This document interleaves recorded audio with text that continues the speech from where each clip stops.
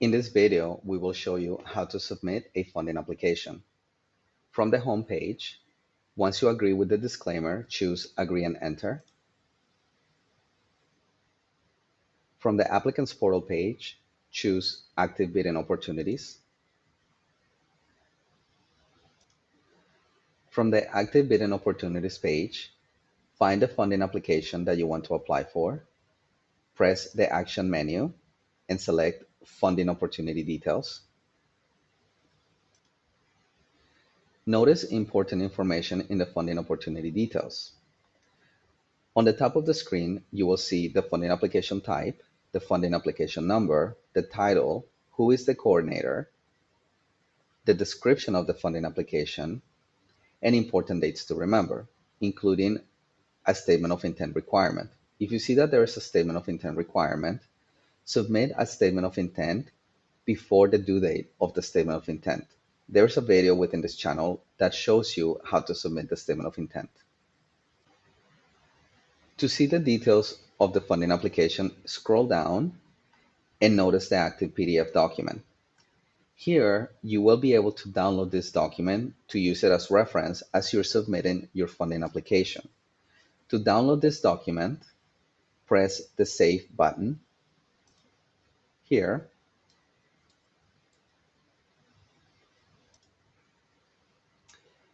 Give the document a name that will be easy for you to remember.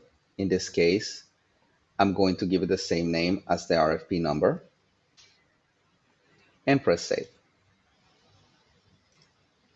Now that you have saved this document onto your computer, go ahead and go to the top of the page and choose Submit a New Application. When the Submit New Application page loads, you will notice on the right-hand side the RFP template documents. These are documents that you may use to submit your funding application. However, feel free to use any documents you want. These documents are intended as a toolkit, but you may use any document that you want to submit if your company already has documents that they want you to utilize. To use these documents, press each individual link and download the document. So we're going to start with the RFP letter of submittal. This will open a new tab. And then once this tab opens, I'm going to go to the top right of the screen, press download, and save this document to my computer. Follow the same step to save all documents that you're going to want to use. Once you get to the final document, the RFP exhibits, go ahead and download it, and then return to the previous page in order for us to complete more details related to the funding application. Here, you will notice the funding application type, the funding application number, and the funding application title. This is the same information that you will find on the PDF document we downloaded earlier. So be sure to keep note of this information as you will need it throughout the submission process of your funding application. Under business name, you will notice a magnifying glass. Press the magnifying glass and a list of all the businesses that you are authorized to submit applications for will be listed here. Choose the business that you are authorized to apply for that is listed in this pop-up and press Select. Once you have completed the steps of downloading the documents and choosing the business name, press Submit. After pressing the Submit button, you will notice that the response attachment page will load. Here, you will notice the funding opportunity number, the funding opportunity title, and the funding opportunity type, as well as who is the applicant, what is the business name that is applying, and the response type. In this case, is an application. Once you familiarize yourself with this page, return to the funding opportunity details page and see if there are any attachments that need to be downloaded. In this case, this solicitation has two attachments, Addendum 1 and Addendum 2. Be sure to download these documents as you will need them during the funding application process.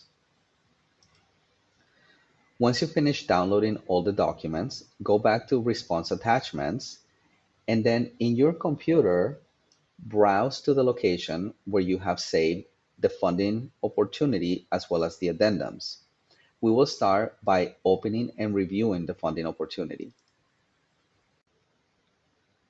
Once this document loads, you will notice on the top left, there is a navigation bar. You may use this bar to navigate through each section of the document, or you may simply scroll through the document to read its contents.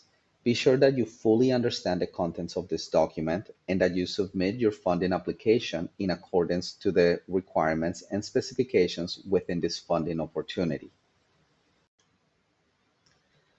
When you are reviewing the funding opportunity, find sections within the funding opportunity that are asking you what items to submit. It is very important that you adhere to the instructions in the funding opportunity and that you submit everything that is being requested.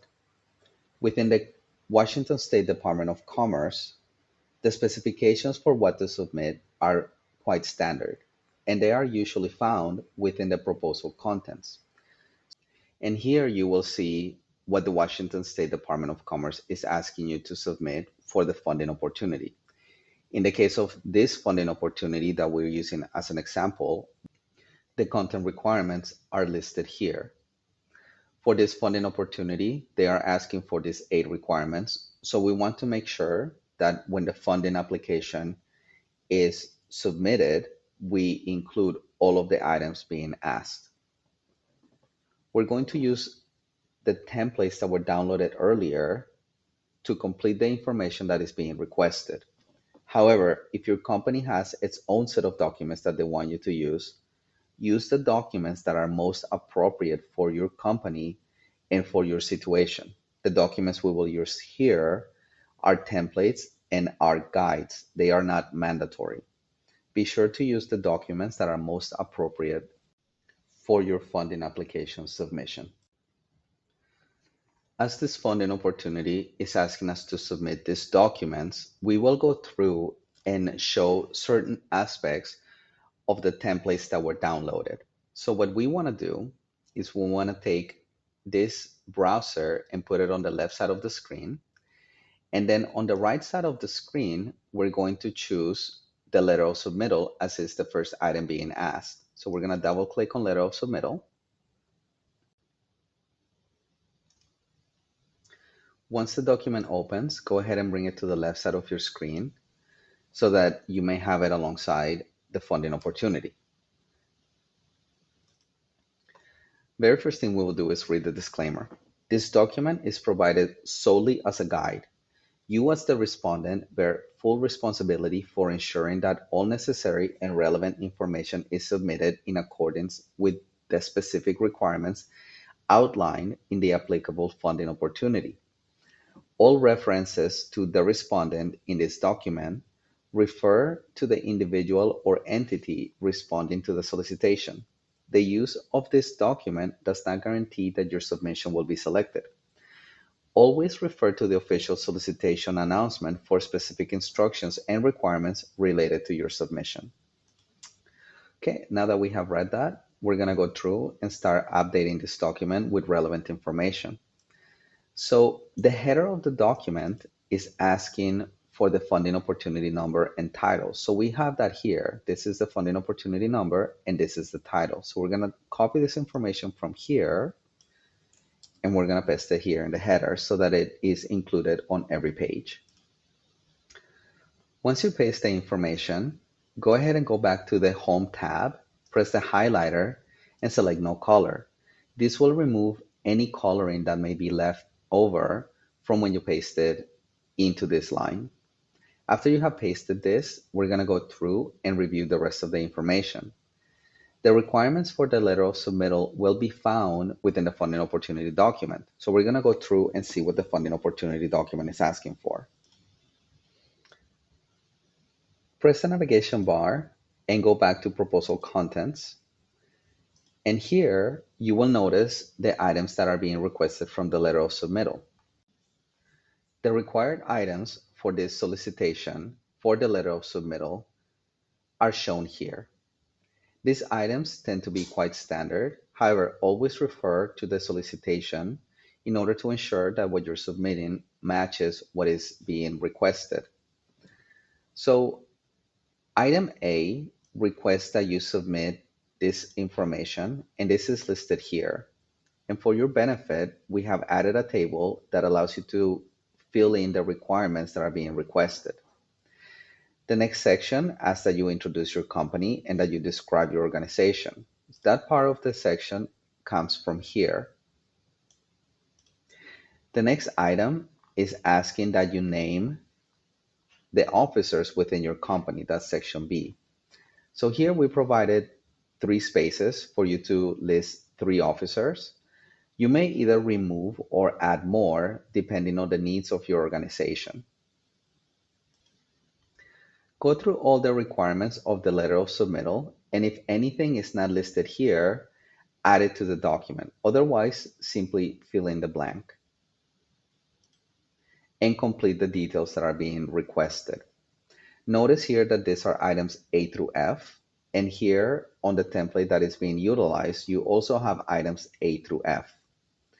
Please keep in mind that the solicitation may change and this template document may not be updated, so always be sure to refer to the solicitation when completing any documents that you are submitting within your funding opportunity application.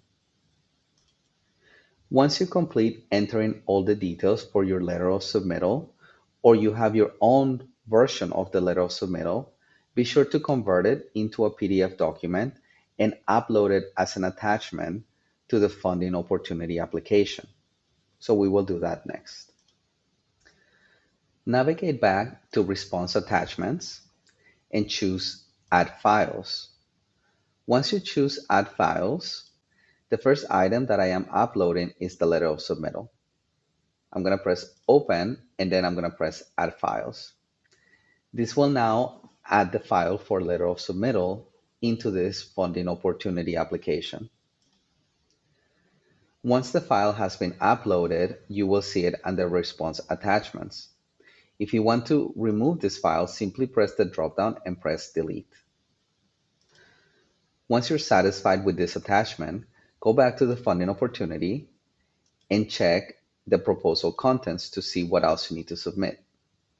The next item is asking for our certification and assurances. So we're going to go through certification and assurances and submit this document next. So you may now close the letter of submittal and navigate down to the certification and assurances, which this says is Exhibit A to this RFP. So we're going to scroll down to Exhibit A of this RFP to find the document that is being requested. In this case, it shows certification and assurances is listed here. So we're going to go ahead and download this document, which is on page 24. And from there, we are going to complete this document and upload it. One way to do a separation of a document is by pressing the print button and then telling your browser that you only want to print the page that you're looking for. In this case, we can see that this is page 24. So we're going to press print. And here we're going to say that we want to print page 24 only. This will now print Exhibit A, Certification and Assurances. Once you press print, this will ask you a place to save your file. Save your file to a location where you may easily find it, and then complete it, sign it, and upload it as required. Once you have saved this document and signed it, go ahead and go back to Response Attachments, choose Add Files, find the document. In this case, it's called Certification and Assurances for me. Press Open and add this file. You will now notice that Certification and Assurances is uploaded. But as you see, I have 2 documents labeled as item number 2, and I personally don't like that. So I'm going to go through, delete this document here, and I'm going to add files again, choose the file, and I'm going to choose item number 1, letter of submittal, press Open and add files. This is how you can replace a file that you are wanting to remove and re-add. Okay. The next item is asking for the technical proposal, followed by the management proposal, the cost proposal, and the remaining exhibits. So what we want to do next is we want to go through and see what this information is requiring. We have already gone through the letter of submittal. Certifications and assurances has already been uploaded. That was Exhibit A. Now this is asking for the technical proposal. As you may recall, we downloaded a document template called technical proposal, so we will review that later. Then this is also asking for the management proposal. And next, this is asking for mandatory related information, references, more certifications, a cost proposal, and then it lets you know what is the evaluation procedure. So here what we want to see is the technical proposal has a score of 60, the management proposal has a score of 40, and the cost proposal is scored and it gives pointage. Here's the description of how the points are awarded. Also, there is a workers' rights certification award. So if you submit a workers' rights certification stating that you certify that the proposer does not require employees to sign individual arbitration clause, you will be awarded 4% of the awarded points added to your final score. So the next item we're going to look at is the technical proposal. So we're going to go back to the navigation. We're going to go to proposal contents. And we see here that the technical proposal is item number 3. Technical proposal is shown here. So I'm going to go back to my document templates and I'm going to open the technical proposal.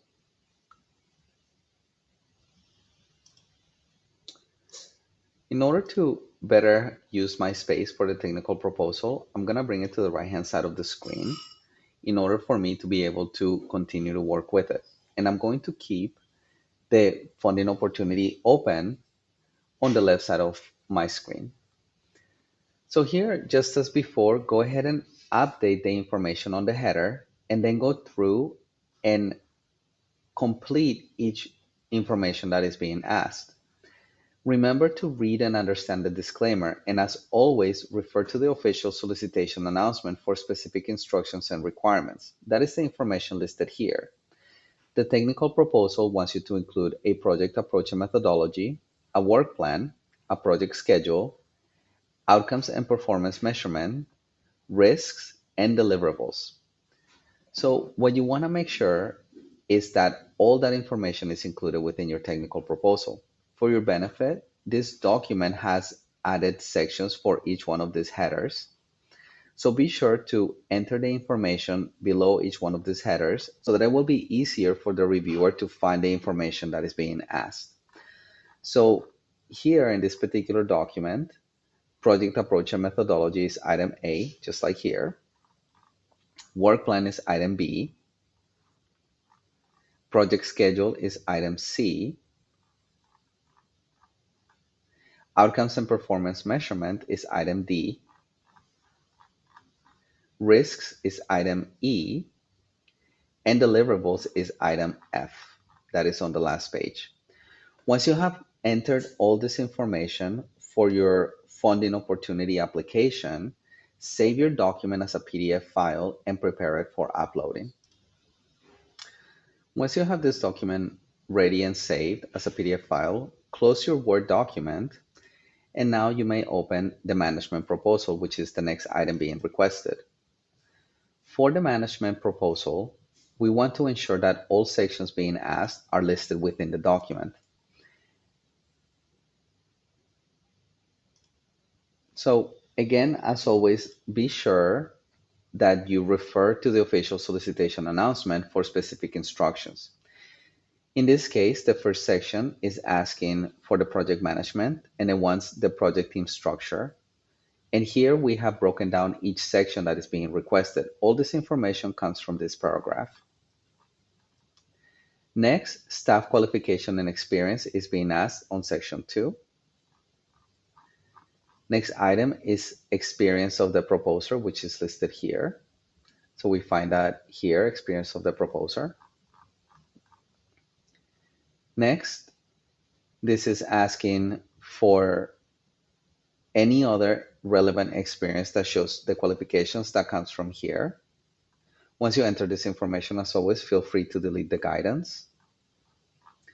And then the next item on the document is asking to include a list of contracts you or the company you are applying on behalf of, the proposer, has had during the last 5 years. That comes from here. And we created this table to make it easier for you to provide this information.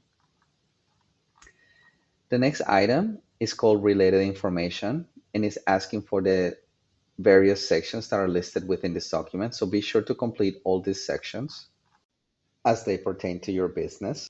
If you're using your own document, be sure that it contains all the sections that are being asked here. The next item are the references.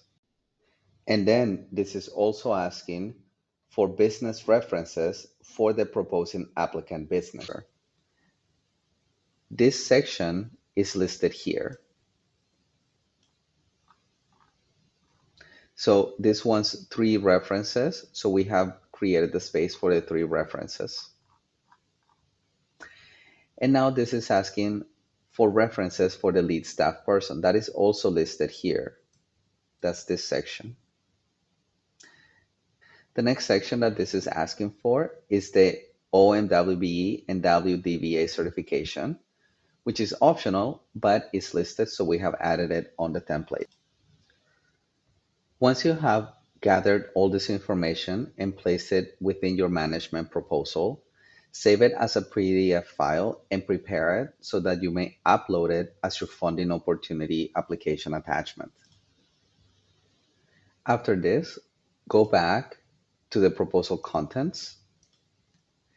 And here we have now completed the technical proposal, the management proposal, and the next item is asking for is the cost proposal. So let's go ahead and open the cost proposal.